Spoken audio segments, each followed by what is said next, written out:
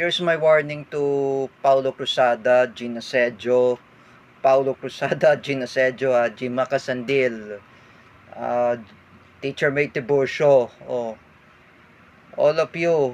You remember I was told by Denzel Joshua, my New Year resolution to all of you, don't bully anyone.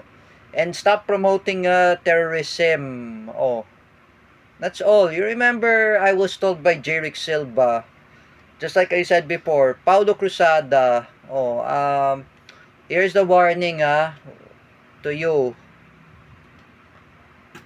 When Jerick and we don't like to promote terrorism. I talked with Jerick Silva last year in TikTok Live.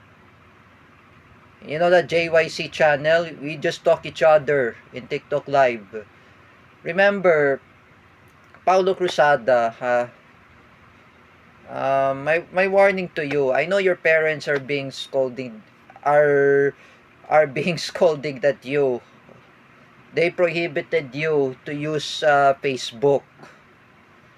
The one thing I could say, here's my New Year resolution to you. Do not promote terrorism. Just like I said, do not promote terrorism. You know, like for me, I'm not promoting terrorism in social media. This could not be happen to David Gill. Remember, Joseph Maspinas is not David Gill. And Jerick Silva is not Mr. Dennis Gill. Remember. And here's the one thing I could say. The bomb threats or bomb joke, I say again, Paulo Cruzada, it's a violating against the anti-terror law of 2020, which was signed by Rodrigo Duterte. When Jerick Silva says to me there's an anti-terror law, might as I mean that anti-terror law is prohibiting promoting terrorism in social media like Messenger and Facebook. And I think Roylan was right. Remember, Roylan was right, Kawali Coronel was right. Both of them are very right. I'm saying promoting terrorism, it's not really good. Just be remember, terrorism is not really good. I'm not promoting terrorism. Just like I said, me as I am a good person, I'm not promoting terrorism. Like I said, yeah, I'm always against terrorism, but I'm not promoting. Like my friend Jens Manaid is promoting gadgets for his birthday. Or he likes PS4, he likes what is that? Um, cell phone, he likes radio, whatever he likes. Just like I said, you remember Paulo Cruzada when Roydan Marlang says, "Wag ka puro terorismo." That's what he said at the time. Remember that terrorism should not spread it in social media. And mostly, this is my New Year resolution to Paulo Cruzada. Do not promote terrorism. But thanks to Denzel for your wonderful New Year's greeting. But Happy New Year to everyone. And also, never to promote terrorism. At least, thanks to Denzel Joshua when he said to me, I never want to make fake account on Facebook.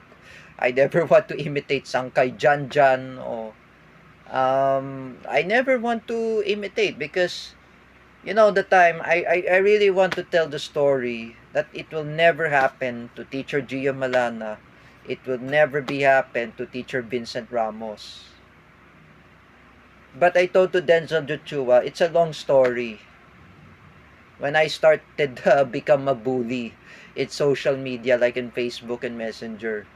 And I may the one who make enemies to Luis Cabales, but I apologize to Luis Cabales. It will never happen again.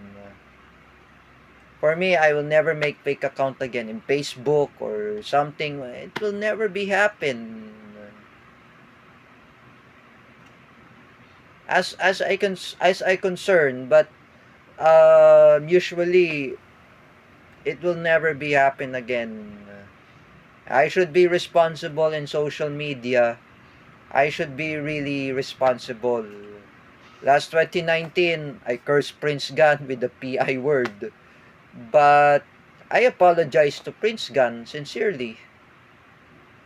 When I punched Teacher Mace in the head, that mean binatukan ko yan. That's why you remember binatukan ko si Teacher May.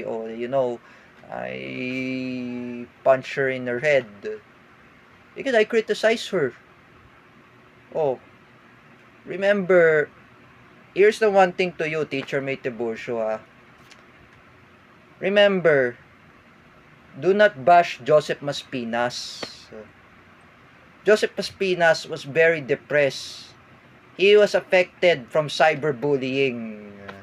He wants to live I was told by Jeric Silva, he wants to live in Davao, but he doesn't want to stay in Davao. He wants to stay in Cagayan de Oro. That is a place of Shania Kiana's mother. That her hometown is Cagayan de Oro.